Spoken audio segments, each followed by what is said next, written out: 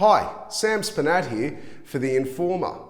Today on Property Matters, we're going to be talking about what is a vendor's advocate. And other than me just going, me, I thought I'd actually explain what a vendor's advocate does and should do. So, one of the more common questions I get is, well, agents sell houses, what do you actually do when you're a vendor's advocate?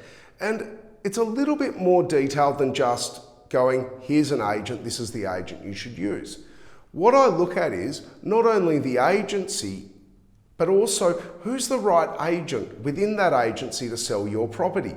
Some agents are very good at selling old homes, some agents are very good at selling modern homes. Some agents are brilliant at selling apartments and some at villa units and some just sell land. So it's about really finding the agent that is right to sell your home and who's going to get the best possible price for you. The second part is we also look at their fees. Now, I have no issues with an agent earning a good commission, but I don't think an agent should make all their money off one deal. You know, they should work towards getting multiple deals together. And that's why I often say an agent should earn a fair rate on a sale of a property, but they shouldn't really be absolutely braining it on only the one deal. The other part that we add is we go through the advertising expenditure and make sure that the advertising the agent's suggesting actually is going to help sell your property and not just market themselves. A lot of the times, a lot of that advertising I do question, and the agents that have dealt with me in the past know I always question this. Are you marketing yourself or are you actually marketing the property? If it's marketing yourself, I'm not interested in that. And really then what we do is from there is we manage the agent and manage the campaign. What I find is it stops a little bit of what we call the educational process. Now, anyone that's sold a home knows and has probably experienced where the agent tells you one price that they'll get for the property and then all of a sudden the market's changed and you've got to adjust your expectations and things are a little bit different now. And we stop that because the agent has to deal with us or myself. And that means they get a pretty resounding response when they try and pull that maneuver on us. Secondly, I also have already told the client what we think the property's worth in the current market with no fluff. As I always say to agents, and you've heard me say this before, tell me not what you know, not what you hope.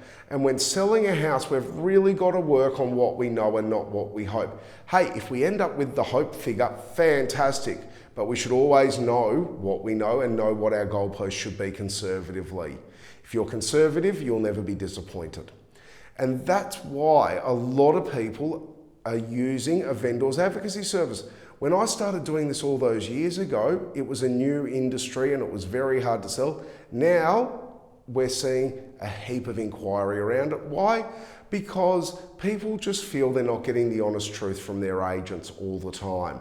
And I often say to agents, if you did your job properly, I wouldn't have a job. And that's why I do have a very, very good job and very good company because of this. Vendor advocates, though, shouldn't be there to prove a point. They shouldn't be there to be smarter than the agent or, be the big man on campus or big woman on campus. They should be there to work with the agent. You should be using a vendor's advocate that has a good functioning relationship with the agent. It shouldn't be combative.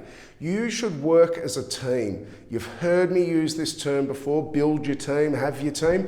Well, I have the agents that I know do good work in different areas, and that's the ones that we're going to keep working with if they keep delivering. If it isn't broken, don't fix it. So if you are thinking of selling a property and you do have some questions about using a vendor's advocate or how a vendor's advocate might be able to help you, please feel free to reach out. Be happy to have a chat and go over it for you. I'm Sam Spernat from TheInformer. This has been another instalment of Property Matters, Vendor's Advocacy. Thank you.